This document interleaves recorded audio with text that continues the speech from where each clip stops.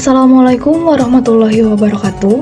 Perkenalkan, kami dari kelompok 6 yang beranggotakan Saadah, saya sendiri Nur Pirja Soraya, Nurul Jannah, Nur Maulida, dan Nur Alisa Aryani. Di sini kami akan membahas mengenai pengelolaan keuangan personal dan keluarga. Tugas ini untuk memenuhi mata kuliah dari Perencanaan Keuangan Syariah yang diampu oleh dosen Ibu Atika Zahra Maulida, SHI MSI. Pembahasan pertama mengenai perencanaan keuangan sederhana akan saudari Saadah dan saya sendiri sampaikan. Apabila kita merencanakan perencanaan keuangan, berarti kita sedang menjalankan indikator untuk mengatur apakah keuangan kita itu sehat ataupun tidak. Perencanaan keuangan sederhana dimulai dengan yang namanya menabung, baik itu melalui tabungan manual atau celengan, maupun kita menabung atau bertransaksi di bank. Tapi sebelum itu, kita harus memastikan terlebih dahulu bahwa investasi kita akan berguna baik untuk jangka pendek, jangka menengah, maupun jangka panjang. Perencanaan keuangan sederhana dapat dibuat dengan cara yang pertama, kita terlebih dahulu menerka atau berhayal seperti apa keuangan yang ingin kita kelola. Yang kedua, ketika ingin membuat perencanaan keuangan sederhana, hal yang perlu kita perhatikan selanjutnya adalah tujuan. Yang ketiga, kita harus memilih produk untuk berinvestasi agar kiranya keuangan kita dapat terkelola dan disimpan dengan baik. Dan yang keempat, kita perlu juga meninjau seberapa cukupkah kemampuan keuangan kita untuk berjaga-jaga nantinya agar tidak ada sampai berutang kepada orang lain dalam melakukan tabungan, investasi, maupun menyiapkan dana darurat. Dengan keempat cara tersebut, apabila kita melaksanakan semuanya dengan cermat dan teliti, nantinya perencanaan keuangan kita ke depannya akan terkelola dengan baik tanpa membuat kita tertekan apabila ada risiko yang menghambat kita. Tujuan utama dari perencanaan keuangan sederhana merujuk pada dua kata, yaitu arah dan arti. Terarah artinya saat dimana perencanaan keuangan kita itu terstruktur dan kita tahu mau kemana keuangan itu nantinya kita gunakan. Sedangkan berarti maksudnya saat dimana perencanaan keuangan kita itu memberi kebermanfaatan bagi diri kita sendiri, artinya tidak sia-sia kita mengelola perencanaan keuangan.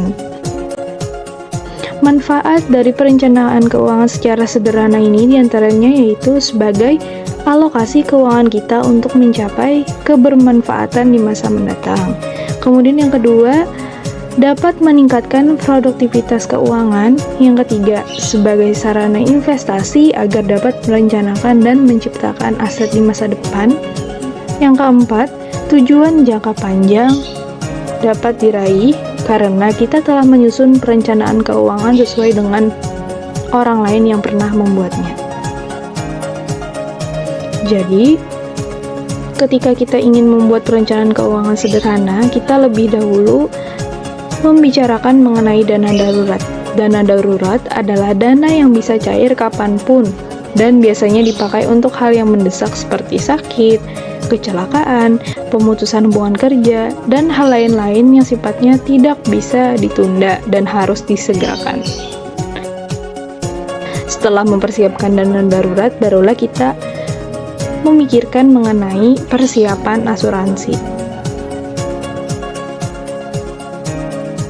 Pembahasan mengenai simulasi pengelolaan keuangan personal di bagian pengertian, tujuan serta manfaat akan disampaikan oleh saudari Nurul Jannah. 1. Pengertian pengelolaan keuangan personal dijabarkan sebagai saat di mana seorang individu memenuhi kebutuhan hidupnya melalui sumber pendanaan yang tersusun dan sistematis. Pengelolaan keuangan mencakup hal perencanaan, pengimplementasian, pengevaluasian keperluan hidup kita baik di masa sekarang maupun di masa mendatang. pengelolaan keuangan personal menuntut adanya skala prioritas dari segi pola hidup kita yang berujung pada tingkat kedisiplinan diri masing-masing individu. Selanjutnya, kedua, tujuan dan manfaat pengelolaan keuangan personal. Tujuan utama dari pengelolaan keuangan pribadi yang paling utama adalah untuk penggunaan dana personal kita secara maksimal agar nantinya dapat digunakan untuk kebutuhan yang sifatnya utama dan prioritas sehingga individu terbebas dari utang piutang kepada pihak lainnya. Selanjutnya, simulasi pengelolaan keuangan personal yang membahas mengenai tahapan dalam mengelola keuangan personal dan hubungan antara manajemen keuangan personal dengan perencanaan keuangan akan disampaikan oleh Saudari Nur Maulida. Yang ketiga, tahapan dalam mengelola keuangan personal. Dalam proses pengelolaan keuangan, ada beberapa tahapan yang harus diperhatikan. Tahapan itu diantaranya adalah setiap anggaran atau dana yang dikeluarkan harus dioptimalkan dan terrealisasi secara tepat. Kita harus mengurangi pengeluaran agar tidak melebihi dari dana yang sudah kita anggarkan. Target anggaran harus kita capai secara maksimal, serta kita harus tertata dan sistematis dalam pengelolaan keuangan. Dengan adanya tahapan tersebut, maka kita dapat menerapkannya di kehidupan kita saat ini. Yang keempat, hubungan antara manajemen keuangan personal dengan perencanaan keuangan. Perencanaan keuangan berkaitan dengan manajemen keuangan personal, meliputi beberapa hal, di antaranya adalah harta produktif, haruslah dibeli dan dimiliki sebanyak mungkin.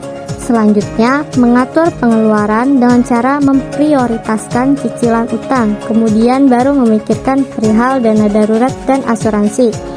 Utang di dalam Islam pun sebenarnya tidak dianjurkan, karena di sana kita memakai hak orang lain yang ingin membantu kita. Jadi, jangan sampai telat membayar, apalagi lupa bahwa kita punya utang terhadap orang di sekitar.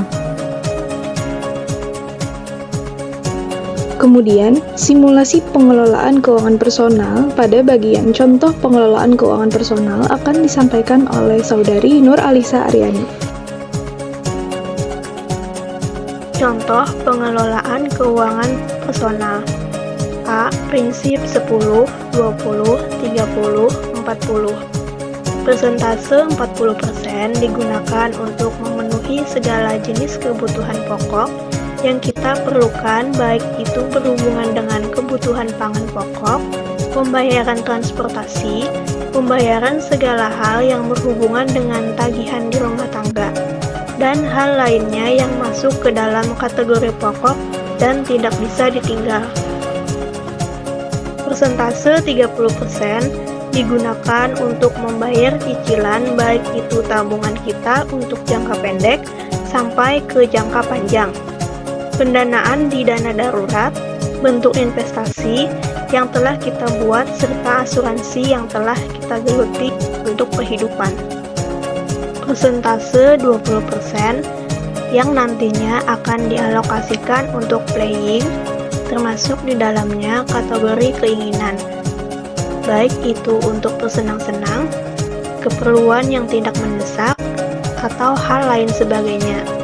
Presentasi ini tidak boleh tercampur baur dengan persentase 40% dan 30%. Jangan hanya untuk memenuhi segala keinginan, lalu dua persentase di atas ditinggalkan dan tidak dihiraukan. Persentase 10% digunakan untuk kegiatan bersosial. Masuk di dalamnya agenda untuk beramal, memberi masyarakat di sekitar yang kiranya memerlukan bantuan kita. B.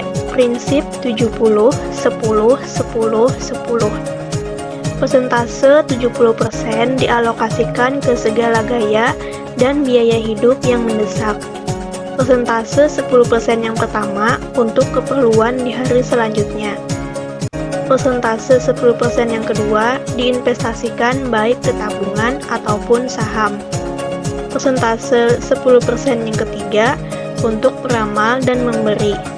Persentase ini digunakan untuk memenuhi segala jenis kebutuhan pokok yang kita perlukan, baik itu berhubungan dengan kebutuhan pangan pokok, pembayaran transportasi, pembayaran segala hal yang berhubungan dengan tagihan di rumah tangga, dan hal lain sebagainya yang masuk ke dalam kategori pokok dan tidak bisa ditinggal.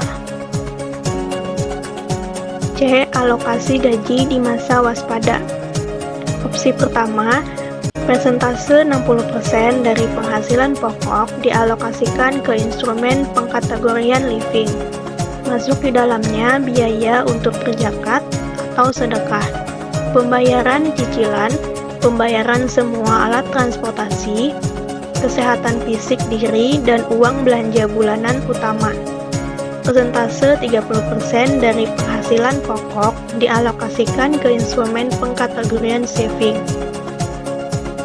Masuk di dalamnya pendanaan darurat, tabungan jangka pendek sampai jangka panjang, investasi saham, dan asuransi, baik itu asuransi jiwa, kesehatan, dan lainnya untuk menjaga diri kita.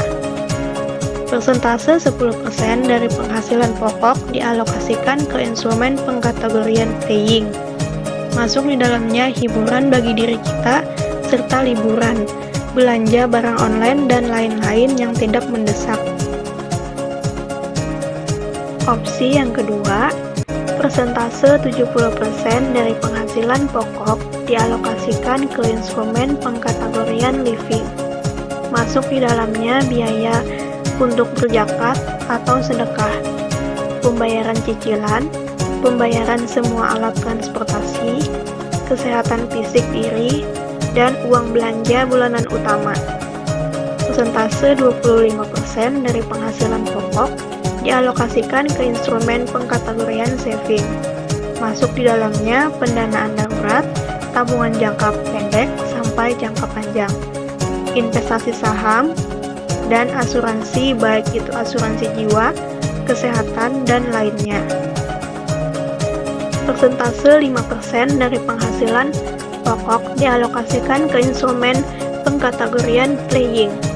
Masuk di dalamnya hiburan, belanja barang online, dan lainnya.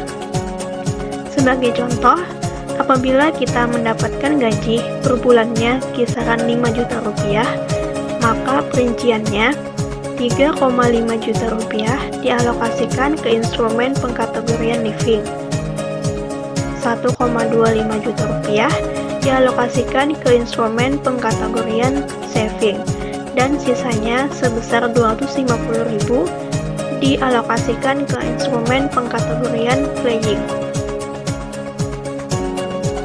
Sekian yang dapat kami sampaikan dan kami bahas dalam video kali ini. Apabila ada kesalahan dan kekhilapan dalam penyampaian, mohon dimaafkan. Wabillahi taufiq wal hidayah. Wassalamualaikum warahmatullahi wabarakatuh.